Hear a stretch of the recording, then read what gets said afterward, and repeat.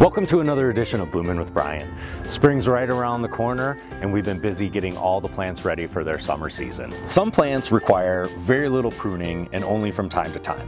Some plants get cut back to the ground every year, and then there are the plants that fall in between. Dogwoods fall into this group. A big part of what makes them such a great plant in our landscape is their ability to provide interest year-round. We get green leaves and often flowers in the summer and brightly colored canes in the winter. As those canes age, they'll start to fade and lose their color. To counter this, we always want to have new canes coming up from the base of the plant. Those will grow and eventually replace the canes that we take out each season. In a healthy, well-maintained dogwood, you should only remove about 1/3 to 1/5 of the oldest growth at the base, and this will encourage new replacement growth to come up. In most cases, this will only be around 3 to 5 canes, and then you're done for the year. When seasonally pruned in this manner, height is naturally maintained because an individual cane is only allowed to grow for about 4 years before it's removed. During its last year or two, you can reduce the height with careful trimming. If the height becomes problematic over time, it may be a better choice to replace it with a plant that, at its mature size,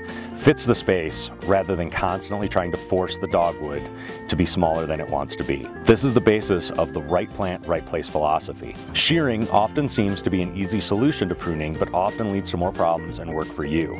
Some shrubs can be sheared, but often will require more maintenance on a yearly basis. Shearing indiscriminately cuts stems, often removing all the tip growth sites, causing multiple new growth tips further down the branch. Over time, each branch explodes exponentially with new growth tips, and it becomes a tight shell around the plant. New colorful growth only occurs at the outside of the shell, and instead of canes with color all the way to the ground, you have a gray blob with a fringe of color. By thinning out crowded tips and making cuts to specific branch sites, height and wayward growth can be managed. Occasionally, you may find yourself in the position where you just want to start over again.